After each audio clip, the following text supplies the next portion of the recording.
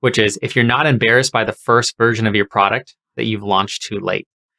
And that means that if you are building this beautiful design and you never launch, then that's probably not as important as just getting it out the door and get real feedback from users. So with the goal that we've seen that design matters a ton, but also launching matters more, how do we do both? The way that we do that is what everybody's familiar with, which is starting with the MVP. So here, step one, we design a smaller focused piece. And this is something we can test and make sure that it's solving a real problem in an enjoyable way. And then from there, as we grow, then we can scale and improve as we go on. And that's where we can build out, hire more people, and then make the design like we actually want it to be. So I'm going to cover a 3-part framework for what I use for designing great user experiences and beautiful designs. And I've done this at large banks and I've done this at startups, and the same process works for both. So step one is I always start with text-based requirements. And this is simply just what you see in the little thumbnail, if you can see that, which is just text. It's saying, when I go to log in, here's what I expect should happen. When I go to upload a photo, here's what I expect should happen. And I usually stick to something like Notion or Google Docs for that. Next is that I go into rough wireframes. And this could be a mix of a couple of different layouts. This is something like sticky notes, whiteboards, or honestly, just using a napkin sketch does the job. And then finally, we go into making polished designs. My favorite is Figma, but you can use a bunch of other tools to essentially create the pixel perfect designs that will be handed off to your development team. So let's dive into each. The first one, text-based requirements. And again, this is how I start every single product. And I always do this with clients as well. So when we talk about that they want to release a new feature, I'll start with just text. And the test that I use for this too, which I'll cover a little later, is can you explain this over the phone to someone? So if you say, hey, at this screen, it needs to do this. And again, it's more focused on the function side. So how I do that is I start with this summary statement, which is a specific group of people have X problem, and they would be willing to pay Y dollars to solve it by, and then whatever your solution is. Again, this is a business problem that we're solving through design. The second part is I'd focus on the problem. I really want to make sure that I'm focused on solving a real problem, not creating a solution in search of a problem. And then finally with this is I'd focus on the personas. So who are these people that we're solving their problems for? And then next I'd move on to what is the home run for them. So they have a problem, but what would it actually be for them to have a solution that they want to tell somebody about? And then I go into the requirements. And this is what I mentioned earlier, is that I go specifically down step by step of here's what I expect at each stage. And with this, I'd speak to the function versus this is how it should look. So if I say, hey, they should log in and then continue to the next step, I didn't specify that the buttons should look like this or the color should be this. None of that really matters at this stage. It's simply focused on function. And I typically use Notion for that, but you can use Google Docs, Word, anything with just text. And to illustrate why this matters, if we take a simple login screen like this, so this is say, create your account. It might look pretty simple. We've all seen this, but if you're going to write out each step of how this functions, you might pull out some things like this. Name. Do you need the first and last? Do you need both? Is it a required field or is it optional? What about email? What happens if they misspell it? They misspell Gmail. And how do you verify that? What message do you put under it? Is it really static, like incorrect information? Or do you say, hey, try again? What about, are there password requirements? Do you require 27 characters? Do you require a special character? Or are you going to let them put in whatever they want? What's the sign-in text for the button? Should that be get started, sign in, let's go? What about social logins? What happens after they sign in? That's the next step that's really important. And what about a confirmation email? There's a lot with this too. Once you sign up, do you receive one? What software, what provider is it through? What's the text? Who is it from? All of those things need to be defined. Next, step 2, and there's 2 parts to this one. I start with journey mapping. So I outline the experience from their shoes. And the first step with this is to make a realistic persona. So as you'll see on the side with the visuals, I use Essential Digital sticky notes, and I use FigJam, or InVision has a great tool called Freehand. And this is where I essentially make digital sticky notes, and I say, person A, let's call him Sam. Sam wants to try to go downtown from where he's at his apartment. So he pulls out his phone and he opens an app, happens to be the Uber app. And so he puts in the destination. And so if I were to build out the Uber app, I would just simply say what he's doing, almost as if I were to watch a movie of this scene. And everything is done by stickies. And that's where we map. Again, this is they do this, then they do that. And then they may be thinking here, here's what they're frustrated by. Here's how I can make a home run for them. Some software I use, again, is an InVision app, or Freehand, FigJam, Miro. You could use simply just a whiteboard with paper, sticky notes. And then next, the second part of step 2 is the wireframes. And in short, this is simply just boxes and lines that communicate what all those steps are. And as you'll see from these images again, these are real ones that I've used, and they are ugly, and that's by design.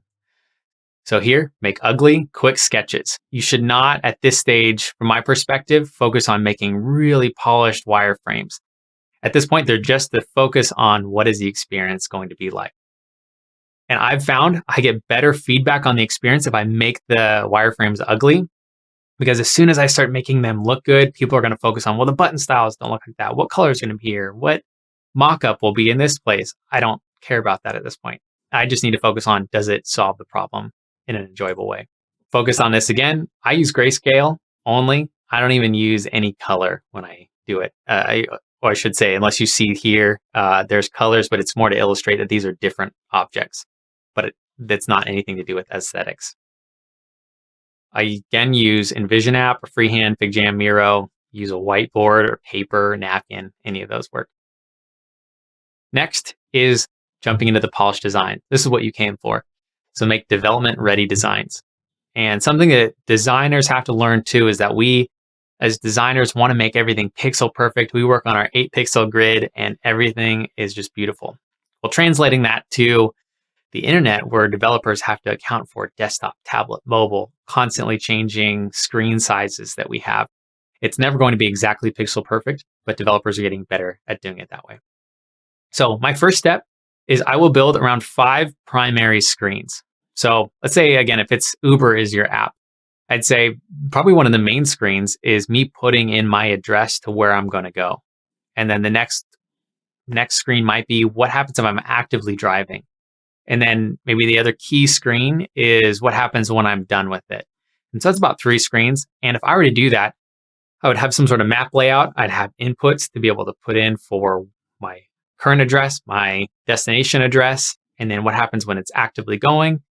And what that does is I start building these key screens, and it gives me buttons, inputs, map, some sort of icon for a vehicle, status, and I kind of create a rough hodgepodge of all these styles that I like, and that will show me all the styles that I will need. And then from there, I'll pull the rest of the components from ideally a really well-defined UI library. So a UI library is essentially a set of buttons and colors and fonts and other components like inputs and drop downs and every other thing you can think about for software design. Here, you want to just pull from it ideally and keep reusing the same components, as opposed to every single screen. You do not want to create a new button style every single time you go. You're going to have a primary, secondary, and maybe tertiary options there. And then finally is that I would make sure that I have all those screens built out for all the layouts built out for all the screens that I'll need. So if I have a standard app, you probably have to take in consideration desktop, tablet, and mobile screens. And with this, make sure that it's really clear about here's a desktop version, here's a tablet, here's the mobile, because when developers go to build it, they're going to ask those questions about, well, how does this scale down? Is the picture to the left still, or and the text to the right, or does it shift when it's on mobile? Design that all out, make your developers happy. To give you a quick picture of Timewell, which is an app that I've designed, these are the screens that I've used. I've cleaned this up since, but you can see here all the variations of the different screens I've had to use. So like I mentioned before, if you're creating an account, what happens if you put in the wrong email? I have that out. Or what happens if you're uploading a photo? What happens if it's in progress uploading? What happens if there's an error? I have to think about all of those different states to design and see desktop, tablet, mobile, all these breakpoints. And the simple part of this is that every single interaction has to be designed or at least talked about. So when we compare now what you're seeing here, which is the design side, to the text side of here's what should happen function-wise, and then you have the same thing mapped for here's how those same functions look, you have a really great way to design and develop a really great product. If I can give you one tip, is as you are starting to build out your platform, just start with a design system or UI library. These are pre-built buttons, colors, fonts, drop-downs, navigation, menus. It's all the pieces that you'll need to start with. And they're usually like the ones I have listed here are around $100. And it is probably the best money you could spend when you're starting to build out. Don't waste time building buttons from scratch when you could use great ones. The reason for this is that people are going to judge your app just by glancing at it in a second. And if it doesn't look good, they're not going to trust it. So I'd say first version, just go with somebody else's pre-built framework. It's kind of like using somebody else's Lego blocks, just to start there. Finally, we're going to go through a speed round of resources here and then some do's and don'ts for design. So if you are looking to build out your designs and to make sure that they look good, I have a bunch of resources here. I would go ahead and check those out. So let's jump right into our speed round. So UI, UX, which also means user interface and user experience best practices. So what it looks like and how it functions. These are pulled from Refactoring UI, which I'd recommend looking at their resources as well. First one is start with what feels like too much white space. As you'll see on the side, I find this a lot with developers, is that they build everything really packed together. You want to make sure that it breathes and that your eye can scan. People don't read, they scan. And so you want to give them the ability to see sections really quickly. And then it also just adds more air to your screens. Next is the Goldilocks spacing. So you might have too tight, you might have too big, and both feel really cheap. But if you blend it somewhere in the middle, it'll feel just about right. Again, using an 8-pixel grid is really great. Hierarchy. You'll see here that as you squint your eyes, a lot of times you can find what is the most important thing to look at. So as I scan the left one, all the fonts are kind of the same. There's not a lot of weight, but as I look at the right one, they've highlighted and pulled and made some fonts thinner and some wider. So the weights are thicker or thinner. And then you'll find that some text is larger and smaller. Again, you want to help them scan for the most important things. Here, simplify when possible.